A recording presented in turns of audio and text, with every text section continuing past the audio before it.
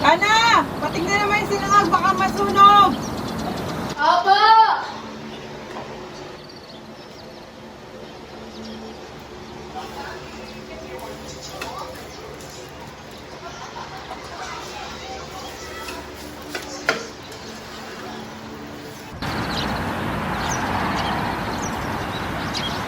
Ikaw!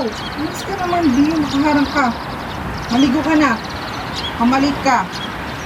Inaya ko na lang mag-prito ng itlog kasi mas masarap yung technique na pinapanood ko. Siya. Umalis ka naman. Ito yung balik.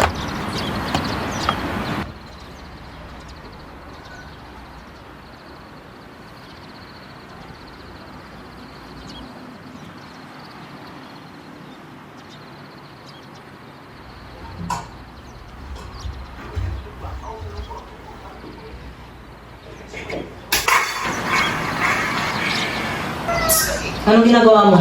Hayaan mo na nanay mo dyan. Doon ka na sa taas. Mag-ayos ka na, may pasok ka pa. Tay, nagpaalam na po ako kay nanay. Sige na, doon ka na. Bis ka na doon.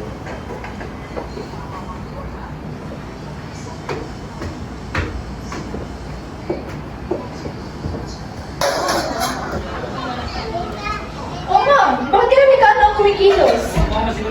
Pa! Yung tasa sa naman yung hindi niyo patimplahan. Ganyan din. Alam mo kung masarap magtimpla yung nanay mo. Tsaka ganito naman sa bahay. Ayan ang problema sa inyo pa. Hindi porket babae ay automatic servidora. Tingnan niyo si Kana. Pagod pa sa school yan, pinaglilinis niya pa.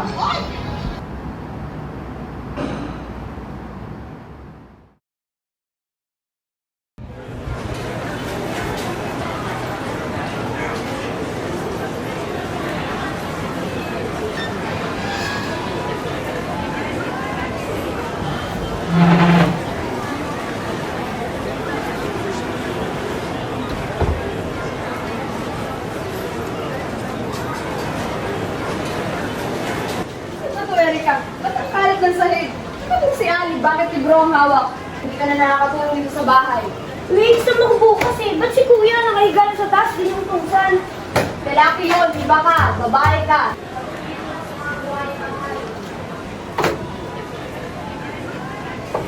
Huwag po kayo mag-alala, tita. Ako na lang po maglilinis dyan.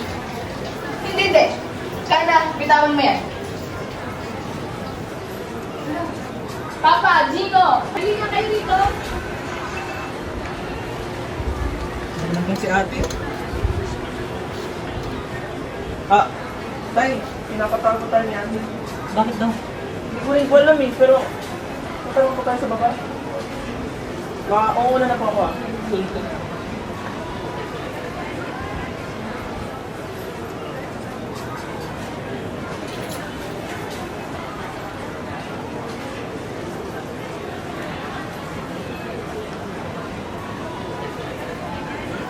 Bakit daw?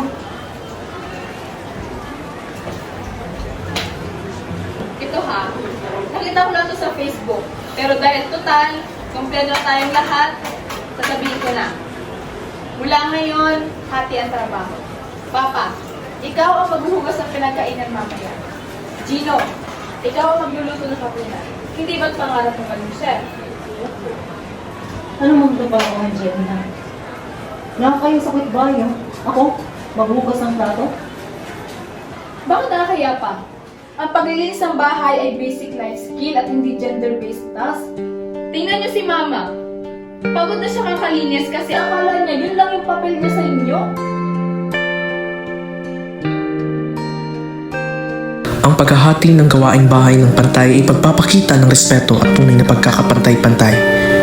Dahil ang pagpapanatili ng tahanan ay kolektibong responsibilidad at hindi nakabatay sa kasarian. Ang pagluluto at paglilinis ay mga life skills na dapat patutunan ng lahat upang mabuo ang pagtutulungan, maiwasan ang pagkapagod ng isang panig at makapagtatag ng mas matibay na relasyon. Sa huli, ang pagpapahagi ng tungkulin ay nagbubuwag sa mga lumang kaisipan at nagtuturo sa susunod na henerasyon na ang pagiging responsable ay tungkulin ng bawat isa, anuman ang kasarian.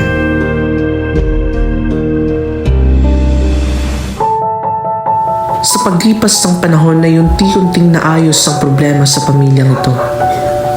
Lahat ay gumagalaw, lahat ay may responsibilidad, at lahat ay nagtutulungan.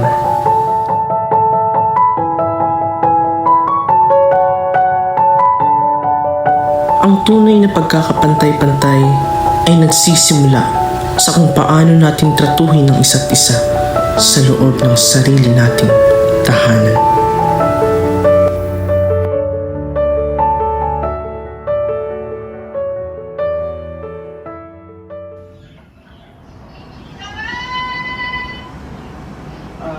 Tay, alam mo po, sobra-sobra pa talaga akong natutuwa na sa wakas ay naayos rin yung problema namin dito sa bahay. At ngayon ko lang rin po talaga nalaman na hindi pala porke babae ka, ay dapat ganito yung ginagawa mo. At saka pag lalaki ka, dapat nakakahiga-higa ka lang, kasalpong-salpong ka lang. Kaya grabe talaga yung kasiyahan ko na yun nga, naayos rin ni ate yung problema natin dito sa bahay. Yun na nga, buti na lang sinabagan ng ate mo na dapat lahat tayo pantay-pantay sa gawa. Yan. Tay, may gusto rin sana akong sabihin sa inyo. Gino! Iklapin mo yung mga damit mo muna dito. Sige. Sige po, Nay.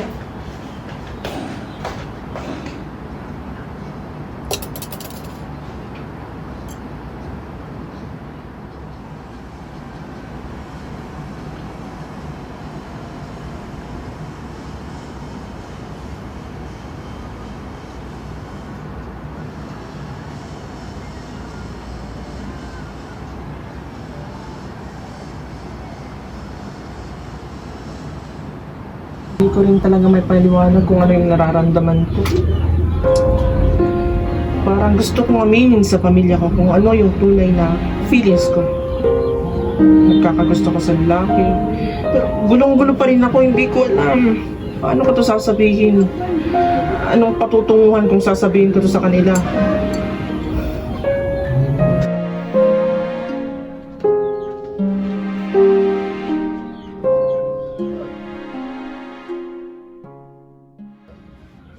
Ang tignan mo, ganda ng bagong dress ko. Yung bagong dress, binili ko yun sa'yo. Thank you! Nalimutan mo agad? Halika na. Nay, tapos na po ako magigpit ng mga damit. Sige, sige.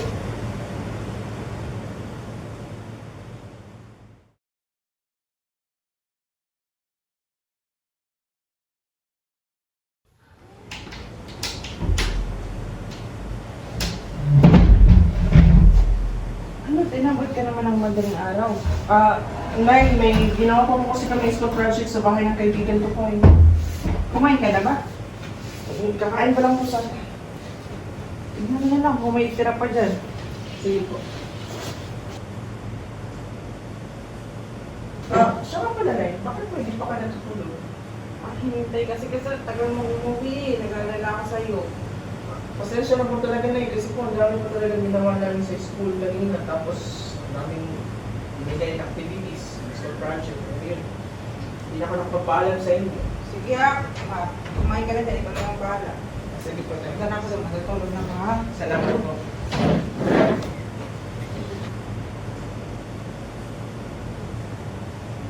Alam mo, mahal? Naanak mo si Gino? Napapansin ko lagi na lang siyang umuwi ng madaling araw. Ang isang araw? Anong oras na umuwi? Napuyat na ako. Baka naman may girlfriend. Awang ko ba dyan? Kausapin mo yan, ha? Hindi Bukas na. na ba sabi ko? Patulog ka na.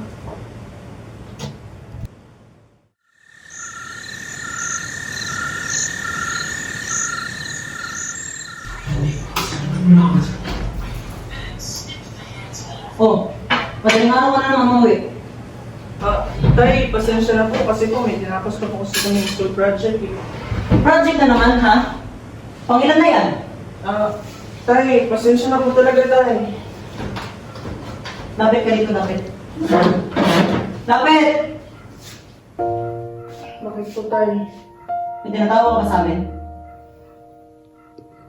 Wala po tay.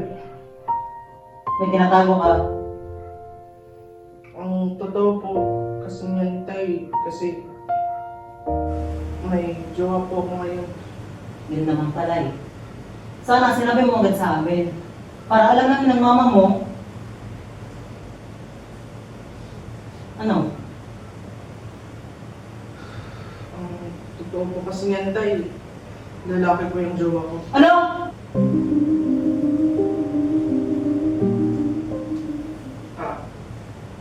Lalaki po yung jowa ko tay. Wala ako muna kung wala ka. Tay! Wala ko muna kung Ano yan? Bitawan mo siya! Bakla eh. Totoo ba yun, anak? Ano? Ang bunay. Totoo ka nga. Ayusin niyo yan ha. Sino?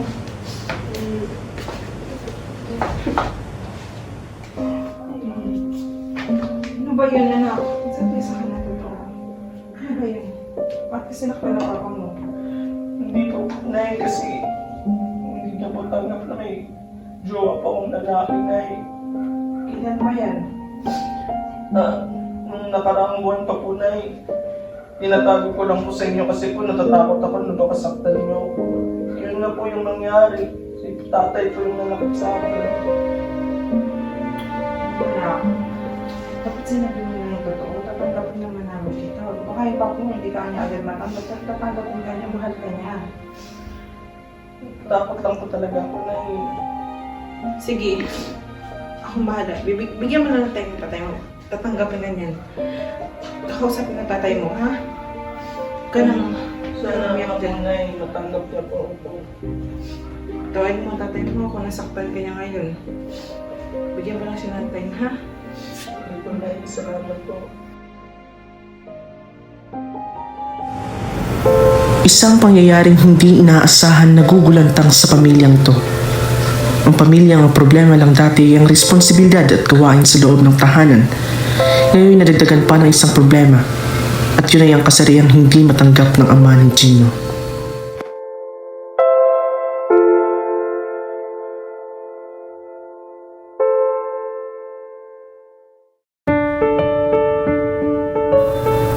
Lumipas ang panahon, ang oras ay patuloy na umiikot at ang bawat segundo ay sobrang napakahalaga. Ang panahon na nagbigay liwanag rin sa ama ni Gino na patanggap kung ano siya at kung ano ang gusto niya.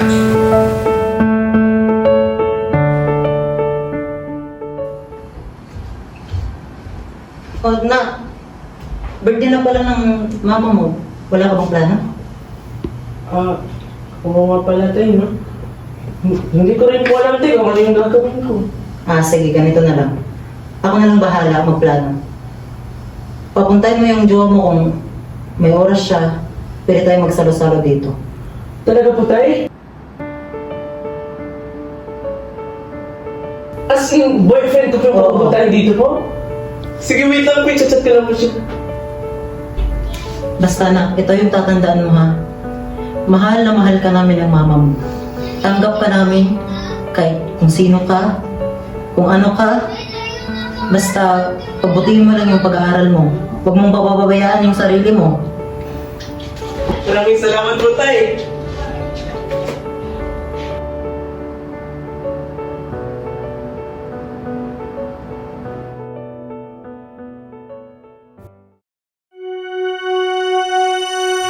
Ang pagkakapantay-pantay sa gawaing bahay at responsibilidad ay tanda ng tunay na respeto sa loob ng tahanan, anuman ang kasarian.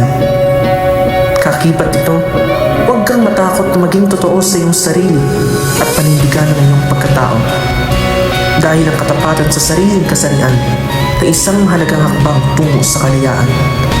Maaaring hindi ito agad maunawa ng iyong pamilya, Ngunit sa dahan-dahang pagpapakita ng iyong tunay na loob, darating din ang panahon na luluwag ang kanilang puso at ganap kanilang maiintindihan. Kita